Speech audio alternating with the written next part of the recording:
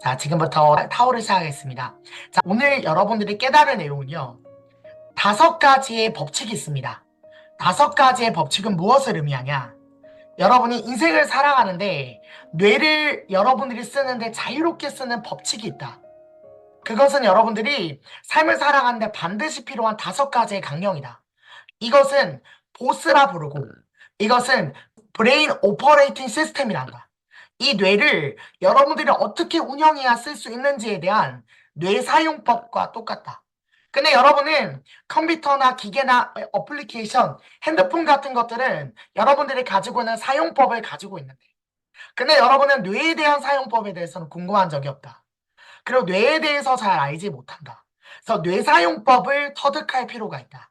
그래서 지금부터 무엇을 배울 거냐? 뇌 사용법을 배울 것이다.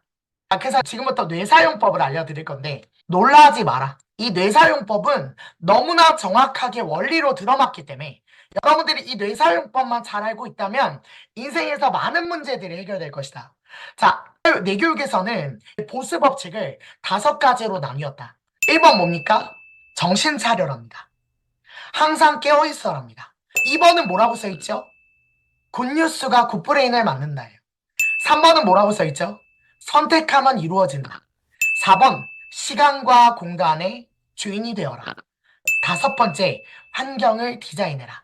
그럼 저랑 지금 이번 시간을 하실 건 뭐냐면 첫 번째, 정신 차려라에 대해서 이야기를 할 겁니다. 그럼 정신 차리는 건 무엇이냐? 여러분들 어렸을 때 어머님이나 아버님한테 정신 차리라는 얘기 참 많이 들으셨죠?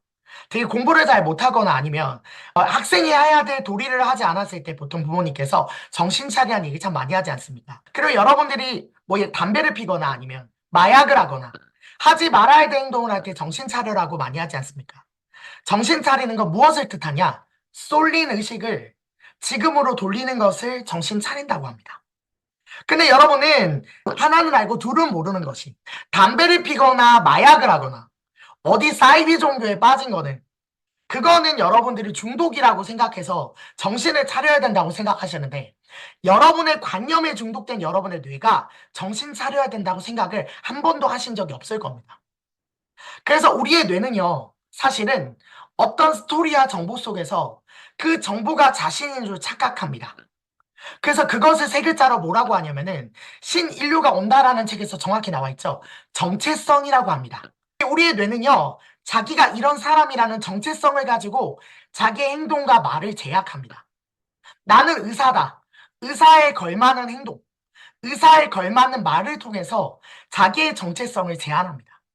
나는 반드시 모든 것을 잘해야 되는 사람이에요. 잘하지 못했을 때, 자기의 생각과 달랐을 때 그때 오는 좌절감이 자기를 무너뜨리죠. 자기가 만든 자기의 컨셉과 자기의 정보 때문에 자기의 뇌가 완전히 갇혀있다. 그래서 우리는 우리 뇌가 락이 걸렸다는 것에 대해서 인식하지 못한다. 그래서 우리는 우리 인생 속에서 나는 한 번도 내 뇌가 어떤 정보에 빠져서 여러 가지 측면을 놓치고 있다는 생각을 해본 적이 없다. 그래서 지금부터 무슨 얘기를 할 거냐? 모든 것을 바라보는 본래의 자리에 대해서 이야기를 할 것이다. 그것을 5글자로 뭐라고 하냐면은 관찰자 의식이라 한다. 관찰자 의식은 바라보는 의식이다. 바라보는 의식은 무엇을 뜻하냐? 도화지에 그림을 그리는데 그림을 그리는 것을 바라보는 자가 존재한다. 근데 우리는 도화지에 그림을 그리는 것이 나의 전부라고 여겼기 때문에 내 인생의 운명의 지도가 마치 그려져 있는 것처럼 아무리 인생을 살아도 매번 일은 똑같이 일어나는 것처럼 느껴진다. 나는 삶에서 내 운명이 정해져 있다고 100% 확신하는 이유는 뭐냐면 삶에게서 계속 똑같은 일, 돈을 떼이는 일이 반복되고 건강이 훼손되는 일이 반복되고 남한테 이용당하는 일이 반복되고 직장에서 자르는 일이 반복되고 내가 나를 무시해서 다른 사람 앞에서 기죽는 일이 반복되고 이 일들이 반복이 되다 보니까 나는 내가 내 삶에 운명이 있는 것처럼 내 뇌가 착각한다. 근데 여러분들 질문할게요. 나 자신에 대한 운명이 존재할까요? 변하지 않는 팩트, 변하지 않은 구조, 변하지 않은 사주와 팔자 속에 우리는 갇혀 살 수밖에 없는 존재인가요? 제 질문은 그러합니다. 여러분의 뇌는 어떤 편향성을 가지고 있습니다. 이 뇌가 마치 처음부터 프로그램화되어 있는 것처럼 내가 마치 기다렸던 것처럼 피아노를 보면 흥분이 되고 잘할 수 있는 춤을 보면 흥분이 되고 자기의 적성과 재능으로 프로그램이 깔려있죠. 혹은 내가 어쩔 수 없이 왼수를 만난 것처럼 아무리 이 사람을 10년간, 20년간 봐도 용서할 수 없고 사랑할 수 없기도 합니다. 마치 인간의 뇌가요, 어떤 프로그램과 만나는 사람, 그리고 적성, 그리고 장래 희망, 그 여러분들이 살아가는 모든 것들이 프로그램화 되어 있는 것처럼 느껴진다는 거예요. 근데 타오는 뭐냐? 여러분들이 프로그램화 되어 있는 그 자신에게 빠지는 것이 아니라 프로그램을 만드는 자신의 본래 자신을 찾는 것이 타오의 목적입니다. 그래서 타오가 체득된 사람은 자기의 운명의 그림자 속에 빠지지 않습니다. 나의 뇌가 관찰자 의식이 깨어있다면 내 몸의 흐름과 에너지의 흐름과 관계의 흐름을 통찰하는 눈이 생긴다. 그 눈이 그 일이 벌어지기 전에 그것을 통찰해서 더 이상 그 일이 일어나지 않도록 다른 선택으로 나를 바꿀 수 있는 파워가 생긴다. 그것을 뭐라고 한다? 5글자로 관찰자 의식이라 한다. 그러면 자세히 한번 볼게요. 자, 사람들은요, 여러분들 무언가를 만드는데 굉장히 큰 두려움을 느껴요. 특히요, 여러분들한테 제일 싫어하는 여러분들이 하는 말 중에 하나가 네 마음대로 해라. 너 스스로 해봐라. 네가 알아서 창조해봐라. 알아서 만들어봐라. 네 인생 네가 알아서 해라. 이 말을 의외로요, 많은 사람들이 굉장히 싫어합니다. 그 이유는 뭐냐면 내가 어떻게 삶을 살아야 되는 것인지에 대해서 정확한 중심을 가지고 있지 않습니다. 그리고 또 두 번째는 뭐냐면 우등생적인 어떤 관념의 틀이 있습니다. 내가 지금 하는 게 잘하는 걸까?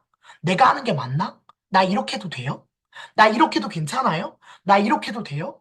저는 지도자로서 제가 제일 많이 받은 질문이 뭐냐면 저 대표님 이렇게 해도 돼요? 원장님 저 이렇게 해도 돼요?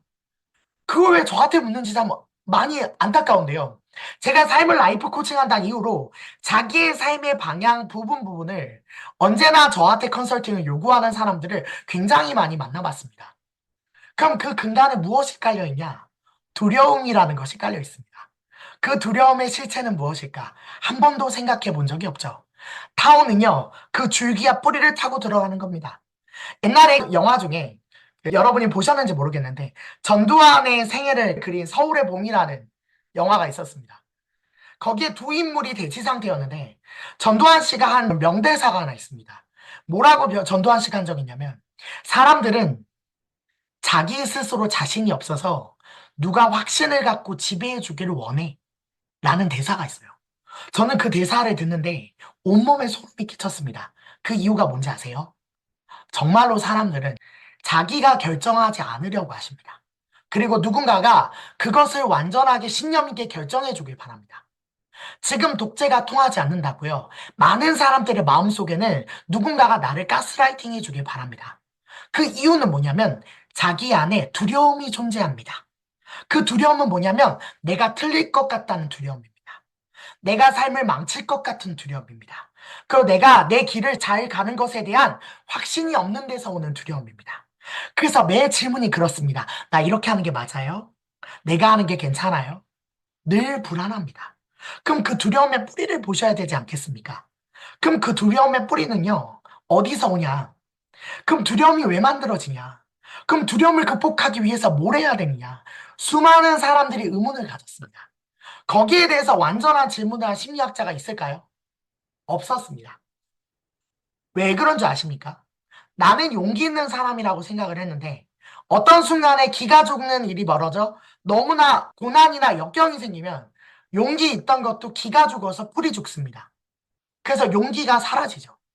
엄청 두려웠는데 내가 가장 소중히 여기는 무언가가 건드려지면 용기를 내기도 합니다. 용기를 내기도 하고 두려워하기도 하고 감정이라는 것을 만드는 메커니즘이 있는데 그 메커니즘에 대해서 우리는 뿌리를 생각해 본 적이 없습니다. 타오는 그 뿌리를 보시는 겁니다. 그럼 그 뿌리는 어디서 오냐? 여러 가지의 좌절된 욕망과 여러 가지 여러분들이 생각한 여러분 자신의 기준과 맞지 않을 때 올라오는 두려움들이잖아요. 근데 그것보다 더 본질적인 것은 여러분의 뇌가 그 감정을 만들고 있다는 겁니다. 그게 가장 중요한 이야기입니다. 그래서 여러분들 제가 하나 재밌는 얘기 해드릴까요? 이 두려움이라는 뇌가요. 되게 오랫동안 그 구조가 반복이 되면은 이제 눈도 침침해지죠. 머리도 아파지죠. 순환이 안 되죠. 근데 이 구조가요. 마치 어떤 것처럼 느껴지냐면 여러분의 인격과 성격, 자신이라고 느껴질 정도로 완전히 합체돼 있잖아요. 근데 여러분은 문제는 뭐냐면 자세히 면담을 해보면 어떤 누구도 그 두려움에서 벗어날 마음이 없다는 겁니다. 내가 매번 사람한테 치여서 내가 뒤통수를 당해요. 또 다른 기회가 있죠. 그 사람은 자기 뇌의 메커니즘에 의해서 또 뒤통수를 당합니다. 나는 어떤 중간에 일을 하는데 중간에 꼭 하다가 끈기가 끊겨서 인생을 포기하게 돼요. 그래서 날 늘 성공한 적이 없어요. 그 사람이요. 그 순간에 갖다 놓으면요. 더 끈기 있게 끝까지 일할 마음이 없습니다.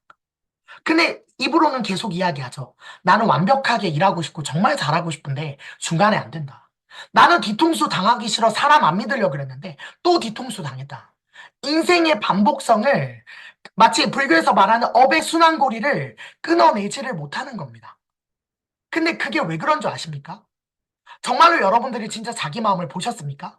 마음을 보셔 타오로 들어가 보신다면, 본질로 들어가 보신다면, 여러분은 여러분의 그러한 자기의 그림을, 내 감정의 그림을 지우고 바꿀 마음이 1도 없으십니다. 참 무서운 얘기죠. 그게 진실입니다. 근데 그 진실 속에 여러분들의 눈이 뜨셔야 그 마음을 바꿀 수 있습니다. 감정을 용기도 만들고요. 두려움도 만들지요. 그렇다는 건 무슨 얘기겠습니까? 용기랑 두려움도 지울 수 있다는 겁니다. 만들 수 있다는 거 지울 수도 있는 거고, 분해할 수도 있는 거고, 교체도 가능하다는 얘기거든요. 우리의 뇌는요, 필요하면 감정을 바꿉니다. 필요하면 아무리 용기가 없는 사람도 주인을 물어뜯습니다. 아무리 있잖아요, 소극적인 사람도요, 정말로 중요한 일이 일어나면 적극적으로 변합니다. 절대로 자기가 원하지 않는 건 하지 않는다는 얘기입니다. 그리고 자기가 원하는 인생을 정확하게 선택하고요. 그것이 여러분에게 최고의 이득이라고 착각하고 있기 때문에 여러분은 지금의 삶을 반복하고 있습니다. 그럼 타오의 뜻은 뭐냐? 관찰자 의식의 뜻은 뭐냐? 관찰자 의식의 핵심은 여러분이 어떤 정보와 어떤 의식에 빠져있는 여러분의 뇌를 구원하는 겁니다. 그래서 있잖아요. 여러분들이 정말로 두려움과 불안감을 바꿀 수 있는 방법은 첫 번째 단계는 자기를 먼저 사랑하는 거라고 했습니다. 근데 자기를 사랑한다는 말이 얼마나 애매합니까? 자기를 사랑한다는 것의 구체적인 말은 자기의 감정을 인정하시는 겁니다. 내 두려움과 내 불안감을 아무렇지도 않은 척 누르는 것이 아니라 정확하게 인정하는 것부터 시작입니다. 이것을 뭐라고 하냐면은 분출이라고 하기도 하고 이것을 해소라고 하기도 합니다. 두려움을 완전히 인정한다면 좀 더 솔직해질 수 있습니다. 근데 여러분들은 수많은 자존심이 여러분의 뇌를 막고 있어서 자기가 두려운지도, 자기가 불안한지도, 자기가 그러한 감정을 느끼는지조차도 모를 때도 있습니다. 그래서 그 감정이 일어나면 여러분은 사회적인 자기의 모습 때문에 그 감정을 억누르기도 합니다. 근데 첫 번째 극복할 수 있는 장치는요, 러브 마이 셀프입니다. 그래서 내가 감정이 느껴지는 그 모든 것들을 100% 인정하는 겁니다. 제가 어떤 회원분한테 전화 통화를 하는데요. 이 회원분은 자기 자존심이 건드려지면 도저히 참지 못하는 회원입니다. 그래서 대화를 하는데 자기 자존심을 인정하지 않습니다. 자기의 결정을 인정하지 않습니다. 자기의 결정과 자기의 자존심을 인정하지 않으니 그것을 내려놓을 수 없습니다. 계속 잡고 있는 겁니다. 계속 붙잡고 이야기하는 겁니다. 그래서 자존심이 상해서 내가 지금 이런 정서를 겪고 이런 상황을 겪은 거 온전히 너의 책임이다라고 통화하는 겁니다. 그러면 그 속에서는 구원의 빛은 없습니다. 그 속에서는 변화의 빛은 없습니다. 첫 번째, 인정하셔야 됩니다. 근데 그 인정은요, 50% 인정 말고요.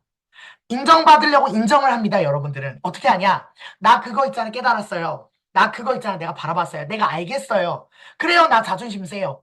아, 그래요, 나 있잖아요. 그걸 되게 무식하고 잘 못해요. 그래요, 나 그거 실수했어요.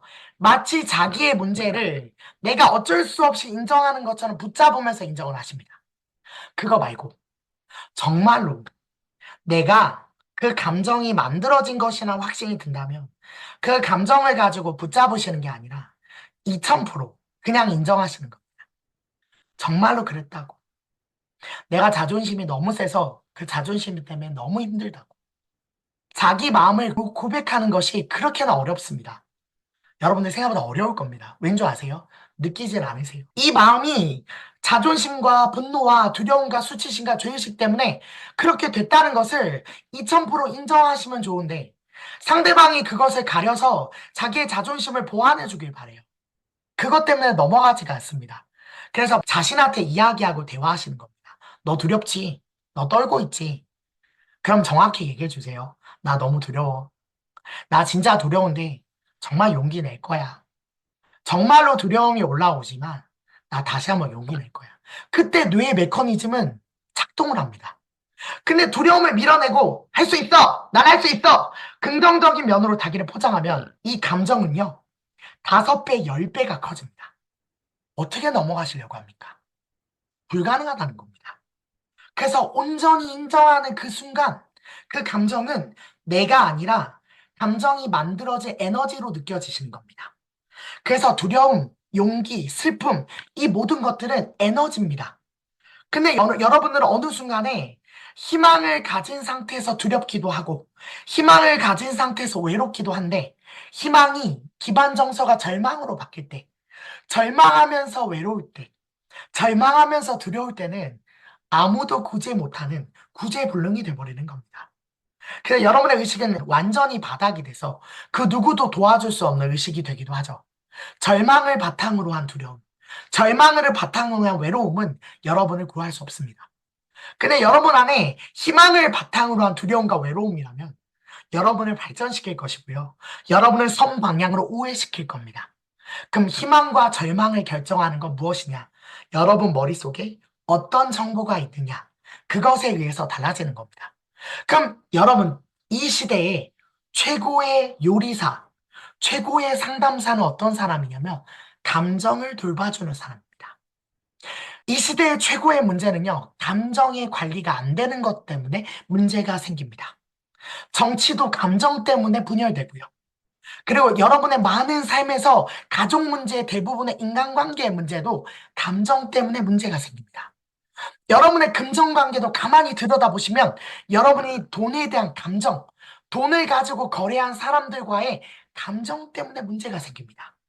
여러분의 몸의 건강, 혈이 막히고 열리고 과도한 감정이 여러분의 혈을 다 막기 때문에 문제가 생깁니다. 그럼 지금 이 시대 최고의 요리사는, 최고의 상담사는, 최고의 직장은 감정을 관리해 줄 수 있는 사람입니다. 자, 그럼 이제 감정 관리에 대해서 좀 더 이야기해 볼까요? 자, 관찰자 의식은 정신 차린 의식입니다. 그리고 관찰자 의식이 상담사가 되지 않으면 그 어떤 누구의 감정도 해결해 줄 수 없습니다. 제가 사람들을 상담해서 사람들의 감정을 잘 통찰하는 이유가 뭐냐면 관찰자 의식을 회복하는 것을 연습했기 때문입니다.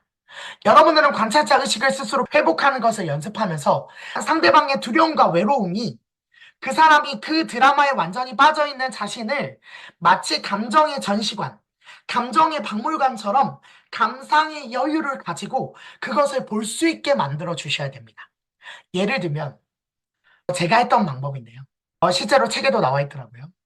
같이 식사를 하면서 마치 반찬이 브로콜리가 있고 고기가 있고 그 다음 반찬이 생선이 있고 여러 가지의 반찬이 있는 것처럼 우리 안의 마음속에서도 여러 가지 반찬이 존재함을 사람들한테 마치 여유롭게 전시하듯이 자기의 감정을 바라볼 수 있게 해주시는 겁니다. 그게 관찰자 의식이 깨어난 사람의 언어와 언행입니다. 관찰자 의식이 자신이라고 깨달은 사람은 감정의 소용돌이 속에 빠지지 않습니다. 관찰자 의식이 자신이라고 깨달은 사람은 감정의 어떤 현상 속에 매몰되지 않습니다. 그 누군가가 감정 때문에 자기 드라마 속에 완전히 빠져 있다면 그 드라마 속에 구출해서 그 사람의 여러 가지의 정서들, 그 사람의 여러 가지의 정서의 흐름을 자신이 바라볼 수 있게 전시된 전시관의 감정을 볼 수 있게 그렇게 큐레이트처럼, 그래서 요거를 전문용어로 뭐라고 하는 줄 아세요, 여러분들? 감정 큐레이터라 합니다. 그래서 시대가 지나면 지날수록 감정을 상담할 수 있는 사람이 최고의 상담사다. 그래서 그 감정을 잘 바라볼 수 있게 도와주시는 겁니다. 그리고 여러분들이 빠지는 것이 감정만이냐? 그렇지 않습니다. 정치 이념에도 빠지고요. 자기의 지역 색깔에도 빠집니다. 그리고 종교에도 빠집니다. 그래서 조금 더 얘기를 심화시켜 볼까요? 자, 수많은 감정이 있습니다. 색깔이 있습니다. 그런 것들을 에너지라 표현합니다. 근데 이 에너지는요, 생명전자입니다. 양과 질로 표현할 수 있습니다. 그 양은 무엇이냐? 양이 에너지의 양이 많다. 에너지의 양이 적다. 표현할 수 있죠.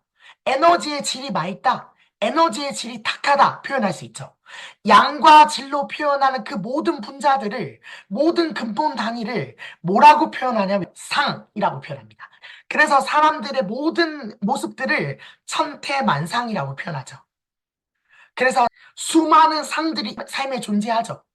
여러분들 길을 건너려면 빨간불에 건너야 됩니까? 초록불에 건너야 됩니까? 자, 첫 번째, 내가 상이 있다. 그 상은 개념화된 것이다.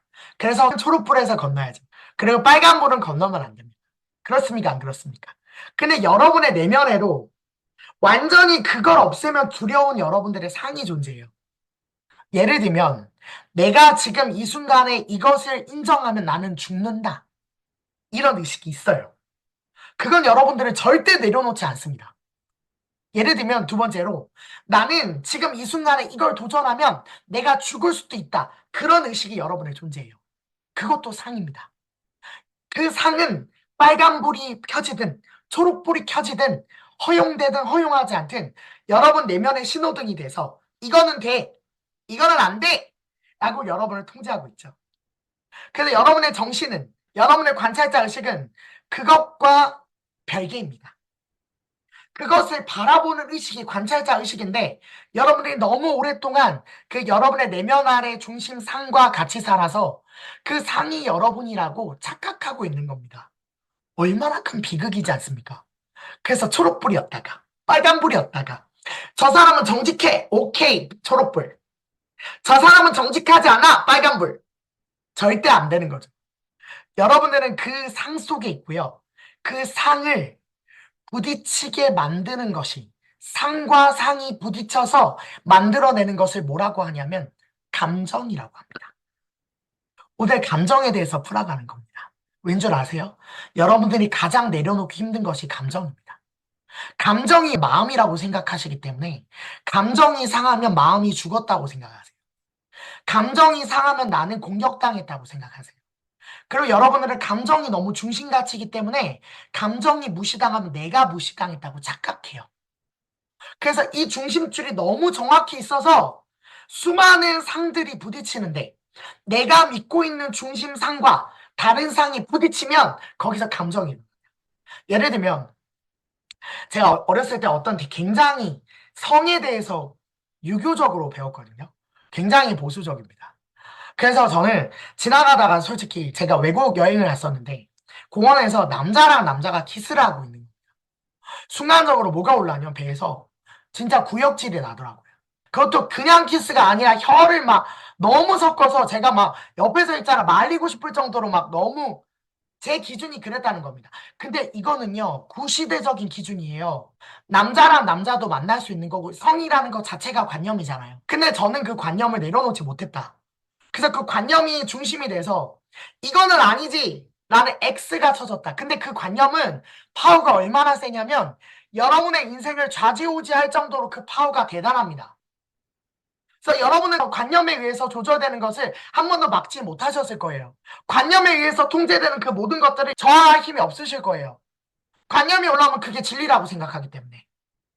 근데 제 경험인데요. 관찰자 의식을 훈련해 봤더니 관념과 의식이 분리되더라.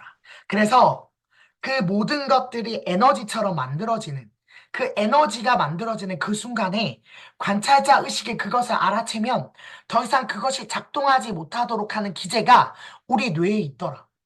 그래서 운명이 바뀌는 게 가능하더라. 마치 여러분을 철심 박은 것처럼 내가 싫은 사람은 끝까지 싫고 내 남편은 내가 왜 만났는지 그 남편 때문에 내 인생이 망쳤고 나는 저 사람을 왜 만나서 내 인생이 이렇게 되는지 나는 운명이 왜 이런지 내 환경은 왜 이런지 그 모든 것들을 해석하고 있는 것들이 여러분 안에 있는 관념입니다. 그 관념이 너무 강해서 그것은 나라고 느껴지기 때문에 여러분은 도저히 놓을 수가 없을 거예요. 저희 아버지가 전라도 분이시고 저희 어머님이 서울 분인데 저희 어머님은 극보수십니다. 저희 아버지는 정말 빨가세요. 막 어떤 한마디도 안 통하십니다. 그래서 광주 사태에 대해서 서로 해석하는 것이 너무 달랐는데 그 광주 사태 해석 때문에 밥상이 뒤집히는 일이 일어났습니다. 저는 너무 두려웠고 두 분이서 언쟁을 하는데 저는 한마디도 말릴 수가 없었습니다. 그 이유는 뭐냐면 둘 다 목숨 걸고 싸우시더라고요. 그 정도로 정치 이념은 나의 생명과 연결돼 있다. 그래서 정치 얘기 해라 안 해라 친한 사람들이랑 하지 마라. 그 이유는 뭐냐면 정치의 개념이 실체라고 여기는 겁니다. 정치를 좌익 우익을 지금 상황의 필요에 따라 우익을 갖다 써도 되고 좌익의 마음을 써도 되고 이 사상과 저 사상을 골라 쓸 수 있는 의식이 아니다. 이 사상에 중독돼 있다.